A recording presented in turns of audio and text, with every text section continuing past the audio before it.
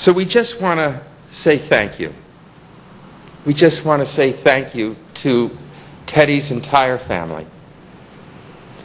But you know, every time I come to this library, I love to see the remembrances of my father and Uncle President Kennedy, and now we'll be able to come here and remember Teddy. But of all the exhibits and the different aspects of this library, the one that I most appreciate is one that we can't see right at the moment, but it's right around the corner, and it is the one thing outside of this building, and that is the Victura, which most of you know as a boat that President Kennedy owned. From my point of view, that was Teddy's boat. And if you ever knew how many races, because my father went out and bought me a boat, bought my mother a boat, which I kind of tried to grab, but nevertheless, that I was then supposed to go out and race against Teddy.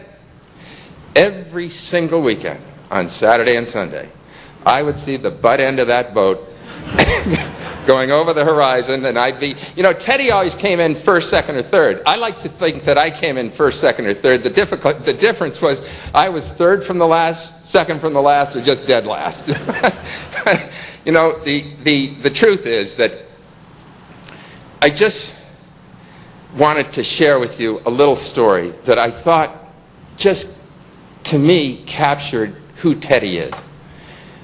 So, the reason that boat is out here in front of this library was the one time that I ever beat Teddy. We're on this race course in Hyannisport, and one of the crew says, "Hey, I actually think we're overtaking your uncle." And I went, "Oh my God, I can't believe it." So we got up next to him, and of course the reason why we were catching him was because he was up to his belly button in water because the seams of the boat had opened up and the boat was sinking. So we finally passed Teddy, my one victory, and after the race, he came up to me and he said, "Listen, you don't have a boat, I don't have a boat. Maybe what we should do is get together and we'll buy a boat together. And then on one weekend, and one day of the weekend, I'll crew for you," which was going to be interesting. "And on the other day of the weekend, you crew for me."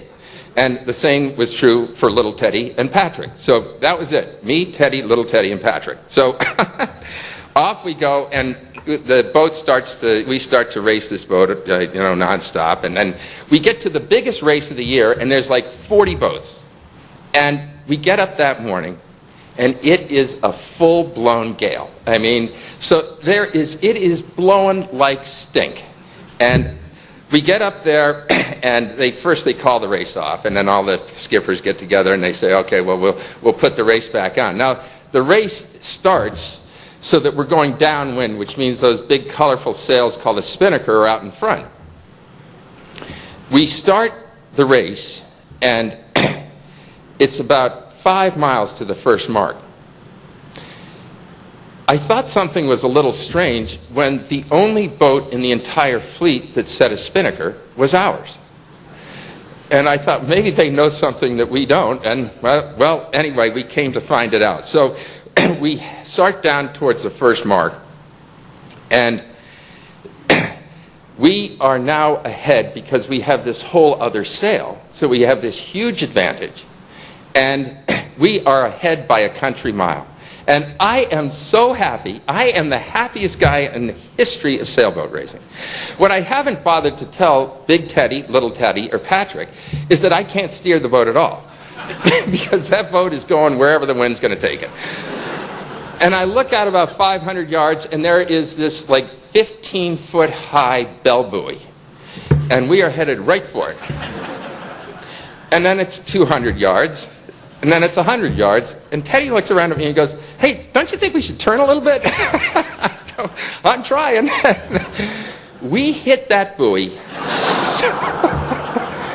I mean, I thought we were all headed to Davy Jones's locker right there. And then they have this kind of screwy rule in sailboat racing where if you hit the buoy, you can go back and surround it 3 times. If you get around it 3 times without hitting it again, you can keep it going in a race. So now we have to sail back to the buoy with 40 boats coming at us that are none too pleased with us. There's a little bit of screaming, none going on our boat, of course. And we somehow make it through this fleet. We get around the mark 3 times, and now we're going to the second mark. And I feel like the biggest heel in the history of the world. I mean, there is no way, sorry, pal, but there was no way that I could blame this on anybody but myself. So I feel so terrible. And Big Teddy is up on the windward rail, and he's getting soaked, and it's not very pleasant right then. And, you know, he turned around to me, and he said, "Hey, Joe, if last night before we were going to bed, I told you we were going to round the first mark in 7th or 8th place, how would you have felt?" And I went, "Oh, I guess I would have felt pretty good." And he said, "Let's go win this race." And over the course of the next 3 hours, one after another, we picked off those boats and we won the race. Now, I don't tell you that because I think winning that particular race was important, although I think Teddy would tell you it was important, because Teddy liked to win. But Teddy had this wonderful way about him where he could just sense in anyone when they needed a hand. He could just sense, and I can't tell you how many times in my life, and I'm sure as I look around and I see the people in this room who knew him so well, that every one of you doesn't have a story or 2 or 3 or 5 or 10 of how Teddy came and gave you a helping hand when you were down. He was always there. And that's what it was. He was telling me, never, ever, ever, ever, ever give up. You stay in the race. And if people don't have health insurance, you stay in the race. If people don't have adequate health care, adequate housing, you stay in the race. If people aren't being treated properly, you stay in the race. And I saw that man make phone calls to every single family from this state that died on 9/11. I saw him make the phone calls to every single family in this state that lost a son or a daughter in the Iraq War, first or second, or in Afghanistan.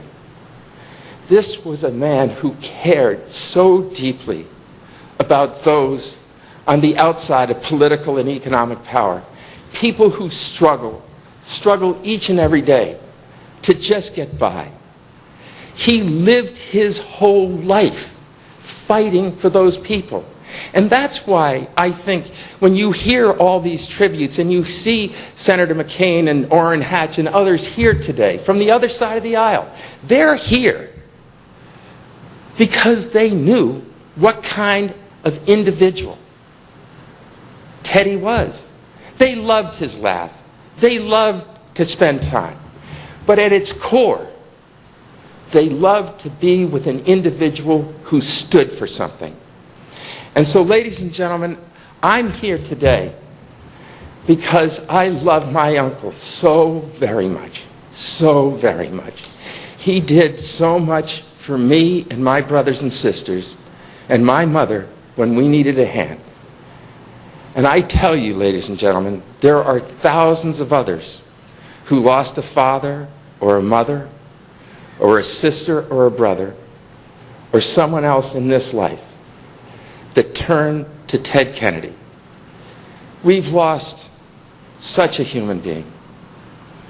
But you know, ladies and gentlemen, he is going to want us to continue. He's going to want us to live as he lived. He came back after so much tragedy because of that heart, because of that drive and that determination. So I ask each one of you to rededicate yourself to the same goals and ideals that Senator Ted Kennedy lived his life for, because he lived to make this world a better place. And our country and this world is a better place because of the life of Ted Kennedy. Thank you.